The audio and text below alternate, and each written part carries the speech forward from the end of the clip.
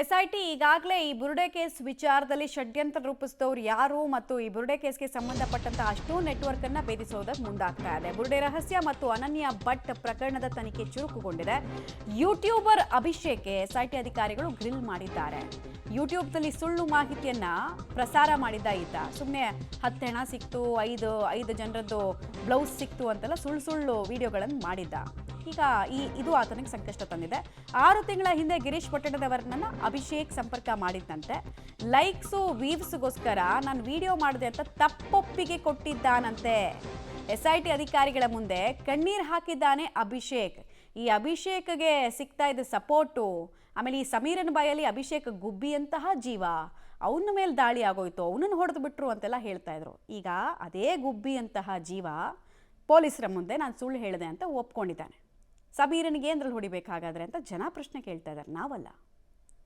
So ಈ United media ಅನ್ನುವಂಥದ್ದು ಈ ಅಭಿನ ಯೂಟ್ಯೂಬ್ ಪೇಜು ಬಾಯಿ ಬಿಟ್ಟರೆ ಸುಳ್ಳು. ಅಲ್ಲಿ ಆಗಷ್ಟೇ ನಮ್ಮ ತಂಡ ಕೂಡ ಅಲ್ಲಿ ಆ ಸ್ಥಳ ಮಹಜರ್ ಟೈಮ್ನಲ್ಲಿ ಮತ್ತು ಆ ಉದ್ಘಾಟನಾ ಟೈಮ್ನಲ್ಲೆಲ್ಲ ಇರ್ತಾ ಇತ್ತು. ನಮ್ಮಲ್ಲಿ ಏನು ಸಿಕ್ಕಿಲ್ಲ ಅಂತ ರಿಪೋರ್ಟ್ ಹೋದರೆ ಈ ವ್ಯಕ್ತಿ ಮಾತ್ರ ಅಲ್ಲಿ 10 ಮಹಿಳೆಯರದ್ದು ಬ್ಲೌಸ್ ಪೀಸ್ ಸಿಕ್ತು, ಚೂರು ಸಿಕ್ತು, ಮೂಳೆ ಸಿಕ್ತು, 15 ಶವ ಸಿಕ್ತು ಅಂತೆಲ್ಲ ಆಕರ್ಷಕ ತಮ್ನೇಲ್ನ ಹಾಕಿ ವ್ಯೂವ್ಸ್ ಪಡ್ಕೊಳ್ತಾ ಇದ್ದ. ಈತನನ್ನು ಸಪೋರ್ಟ್ ಮಾಡುವಂತಹ ಒಂದು ಅವಿವೇಕಗಳ ಗುಂಪಿತ್ತು. ಈಗ ಈತನ ಬಂಡವಾಳ ಬಯಲಾಗಿದೆ. SIT ಅಧಿಕಾರಿಗಳ ಮುಂದೆ ತಪ್ಪು ಮಾಡಿಬಿಟ್ಟೆ ಅಂತ ಕೈ ಕಾಲು ಹಿಡ್ಕೊಂಡಿದ್ದಾನಂತೆ, ಗೋಗರ್ದು ಬಿಟ್ಟಿದ್ದಾನಂತೆ, ದಯವಿಟ್ಟು ಬಿಟ್ಬಿಡಿ ಅಂತ.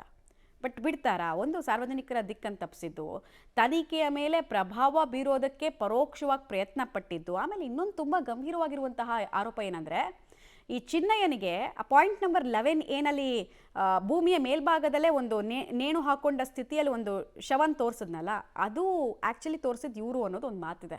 ಅದನ್ನು ಗ್ರಿಲ್ ಮಾಡಿದಾಗ ಗೊತ್ತಾಗುತ್ತೆ ಈ ವ್ಯಕ್ತಿದು ಉದ್ದೇಶ ಏನಾಗಿತ್ತು, ಆಮೇಲೆ ಇವನ ಅಕೌಂಟಿಗೆ ಎಷ್ಟು ಜನರದ್ದು ದುಡ್ಡು ಬಂದಿದೆ. ಸುಮ್ಮನೆ ಅಂತೂ ಒಬ್ಬ ಬಂದು ತಿಂಗಳಾನ್ಗಟ್ಟಲೆ ಅಲ್ಲಿ ಇರೋದಕ್ಕೆ ಸಾಧ್ಯ ಇಲ್ಲ ಅಲ್ವಾ. ಸೊ ಉದ್ದೇಶ ಏನೇನಾಗಿತ್ತು ಅನ್ನೋದು ಗೊತ್ತಾಗುತ್ತೆ.